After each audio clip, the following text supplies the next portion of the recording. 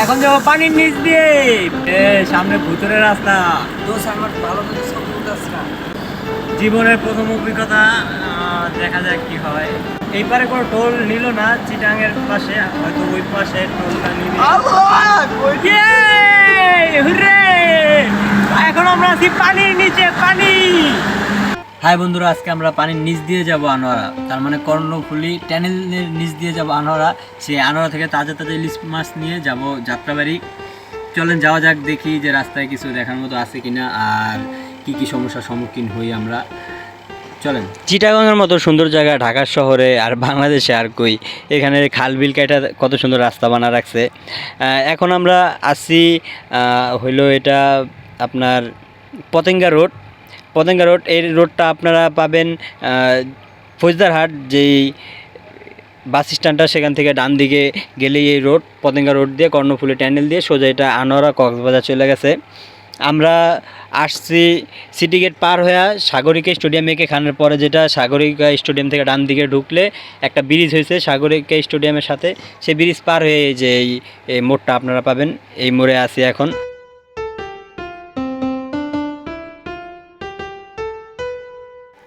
আগেই বলছি আজকে রাস্তায় গাড়ি নেই, এই জন্য এই যে দুইটা পিচ্ছি দেখেন সিগন্যাল দেয়। ওনারা হয়তো যাইতে চাইতেছে সামনে, থাকা ভাই, মা বোন তো সবারই আছে, থুক্কু ভাই বোন তো সবারই আছে, নিয়ে নেই। ছোটো ছোটো পোলাপান দেখেন গাড়িতেও উঠতে পারে না, কত কষ্ট পরিশ্রম করে। আসলে ভাই গরিব মানুষের যত কষ্ট, পয়সাওয়ালাদের তো পয়সা, আর গরিব মানুষ হয়ে গেছে আরও গরিব। এই দিনগুলো যে কবে আমরা অতিক্রম করতে পারবো। যাই হোক, এখান থেকে আছে আর কর্ণফুলী ট্যানেল হয়তো 10 থেকে 15-20 কিলো। বন্ধুরা রাস্তাটা লক্ষ্য করেন একটু, দেখেন ডান পাশে কেমন জঙ্গল, বা পাশে কেমন জঙ্গল, বা পাশে পাহাড় আছে, আর ডান দিকে তো সাগর, যেহেতু ডান পাশটা সাগর, আপনার হলো এটা বঙ্গোপসাগর, আর বাদিকে পাহাড় আছে কিছুক্ষণ পর পর, আর আকাশটা তো মেঘলা ভাব। এই কারণে খুবই সুন্দর জায়গাটা, প্রচুর না। রাস্তা তো প্রশংসা করলে শেষ হয় না, রাস্তা কত সুন্দর। এখানে অনেক লোক আসতে আসতে দেখতেছি। এখানে হয়তো সামনে কোনো একটা মিল কারখানা, ফ্যাক্টরি আছে, সেখান থেকে কাজ করে এনারা আসতেছে। আমাদেরকে বলছে যে ভাইয়া গাড়ি ঘোরান, আমরা যাব ওদিকে।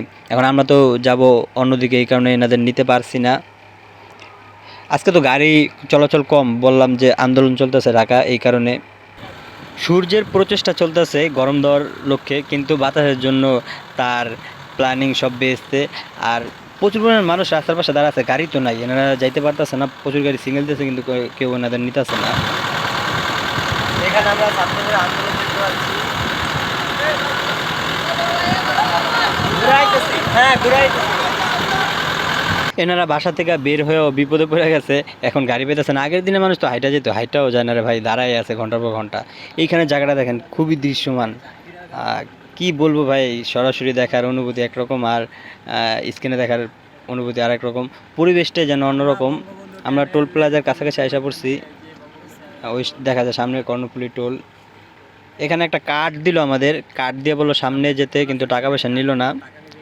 আমরা এখন কিছুক্ষণের মধ্যে ঢুকে যাব বঙ্গবন্ধু ট্যানেল। আমাদের সাথে আছে টিপু, ছোটুরা।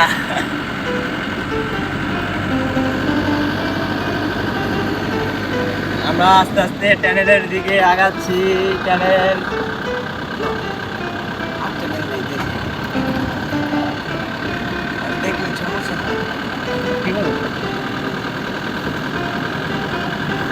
এখন যাবো পানির নিচ দিয়ে।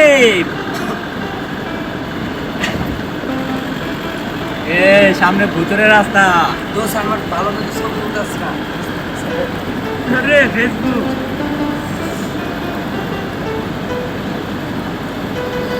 জীবনের প্রথম অভিজ্ঞতা, দেখা যাক কি হয়।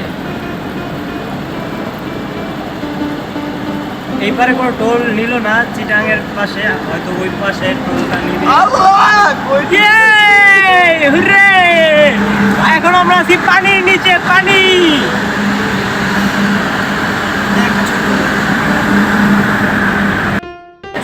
আমরা পানির নিচে, পানি।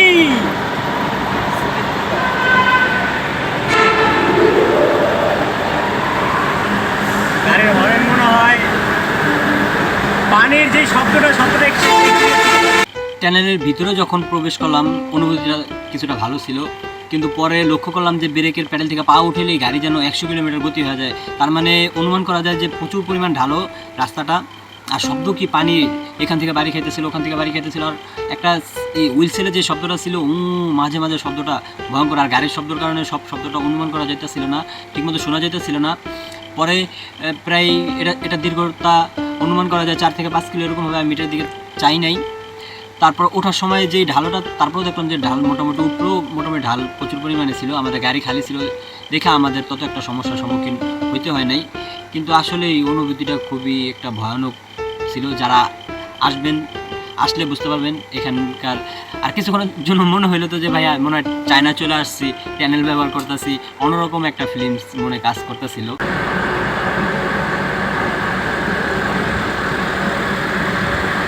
আমরা অল্পর জন্য বেঁচে গেছি, আমরা একটা সমস্যার সম্মুখীন হইতে নিছিলাম এই ঢালোর কারণে। যখন ঢালটা নামছি তখন তত একটা সমস্যা হয় না, কিন্তু ঢালটা যখন উঠতে ধরছি খালি চোখে দেখেন ঢাল কিন্তু প্রচুর পরিমাণ অনুমান করা যায়। যখন উপরে উঠতে ধরছি তখন টাঙ্কির পিছনে তেলটা যাওয়ার কারণে আমাদের মিটার থেকে শব্দ দিতেছিল যে গাড়িটা বন্ধ হয়ে যাবে। ভাই ভয় তো পেয়ে গেছিলাম। এই কারণে ব্রিজ ওঠার আগে, এই টানেলটা ওঠার আগে আমাদের ঠিকমতো চেক দেওয়া নেওয়া উচিত গাড়ি সব ঠিকঠাক আছে কিনা। পদ্মা সেতু আর যমুনা সেতু এই দুইটা ব্রিজ ঠিকমতো চেক দিয়ে নিলে হয়, গাড়ির সমস্যা নিয়ে হয়তো ওঠা উচিত না ব্রিজগুলিতে। আরে ভাই এবারে ভিউটা দেখেন, এই রাস্তার মাঝখানে কি আনকমন গাছ লাগা রাখছে এনারা। তারপরে মেল কারখানা, বাড়িঘর, মানুষের বসত বাড়ি, আর আনকমন আনকমন গাছ।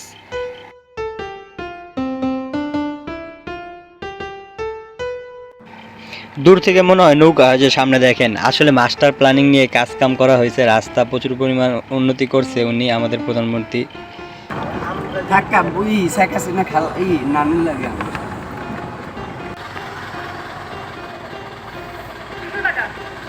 এত সুন্দর কর্ণফুলীর ট্যানেল, সেটা টোল মাত্র 200 টাকা। যাক, লাভই হয়েছে আমাদের।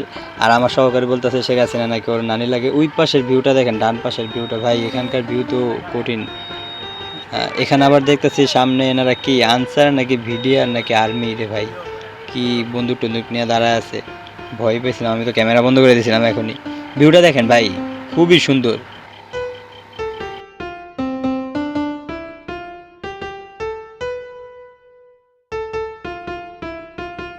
এটা ব্যবহার করে কিন্তু কক্সবাজার, টেকনাফ যেতে পারবেন, কিন্তু আমাদের গন্তব্য শেষ। আমরা এখন বামে চলে যাব সাগরের পাশে, সেখান থেকে মাছ নিয়ে আসবো, সেখানে জাইলেরা থাকে। এখানে সামনে সমুদ্র দেখতে পাচ্ছি, হয়তো রাতের আধারে বোঝা যাইতেছে না তত একটা। এখানে সমুদ্রের পাড় থেকে এখানে ওই যে সব মাছ ধরে যারা আর কি, জাইল্লা বলে এদের, এনারা কাজকর্ম করতেছে দেখতেছি। এখান থেকেই আমরা গাড়িতে ইলিশ মাছ নিয়ে যাব ঢাকা। ওই ওই যে দেখা যায় আমাদের গাড়ি, দেখেন অল্প অল্প ছোট আলোতে এই যে প্যাকেটিং করে রাখছে ওনারা মাছ, এগুলোর ভিতরে মাছ আর বরফ দিয়ে রাখছে। যেতে যেতে বরফগুলো শুধু মাছগুলি থাকবে হয়তো। এখানে যখন ট্রলার আইসা ঘাট করে তখন তাজা তাজা মাছ দেখা যায়। আমি আশা করছিলাম যে মাছগুলি আপনাদের দেখাবো, কিন্তু ভাগ্যদোষে দেখাতে পারলাম না। যাই হোক, এখানকার পরিবেশটা দেখলাম ভালোই, কিন্তু মানুষগুলো তত একটা ভালো না, আর জাইলারা তত একটা ভালো হয়ও না। অল্পতে ওনার রাগ হয়ে যায়, কিন্তু মন থেকে ভালো হয়। আর নদীর পাড়ে জিনিসপত্রের দাম খুবই কম দেখলাম। আমি একটা ডালি কিনলাম মাত্র 20 টাকা দিয়ে, হ্যাঁ 10 আর 8 এরকম, দাম খুবই কম। আর নদীর পাড় তো ভাই খুবই ভয়ঙ্কর এলাকা, এখানে বুঝে শুনে পা সামনের দিকে আগাতে হয়। আর একটুখানি তর্কে জড়ায় গেলে তো অবস্থা খারাপ, সেজন্য কারোর সাথে তর্কে জড়ানো যাবে না, যেহেতু একটা অচেনা জায়গা। সেজন্য একটু সতর্কভাবে থাকতে হবে। মাছ ধরা শেষ, এখন আমরা এই অন্ধকার রাস্তা দিয়ে ঢাকার দিকে রওনা হয়েছি।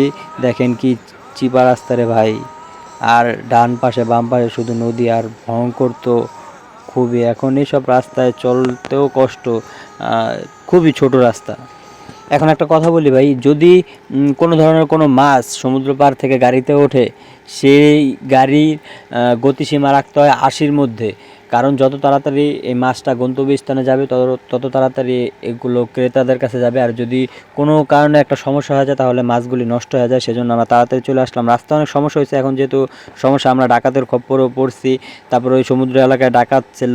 তারপরে চিটাং রোড, কাশপুর, এখানে যখন আসছি তখন ছাত্রদের আন্দোলন তো রাত্রেবেলা হয় না, কিন্তু ছোটো ছোটো পোলাপান গাড়ির মধ্যে ইটা মারছে আমাদের অনেক। এই যে যাত্রাবাড়ি দেখতে পাচ্ছেন, মাছের আড়ত, এখানে এখন মাছ নামবে। কিন্তু ভাই সমস্যা নিয়ে আসছে, রাস্তায় তত একটা গাড়ি ছিল না, রাস্তায় গাড়ি ঘোড়া কমই ছিল। এই কারণে খুবই ভয়ে ভয়ে আসতে হয়েছে আমাদের। যাই হোক, আমরা গন্তব্যস্থানে পৌঁছেছি, তাই অনেক কিছু। তাহলে ভাই আজকের মতো এখানেই থাক, দেখা হবে পরবর্তী এপিসোডে। সে পর্যন্ত সবাই ভালো থাকুন, সুস্থ থাকুন, আর আমাদের পেজ ফলো দিয়ে ইউটিউব সাবস্ক্রাইব করে দিন।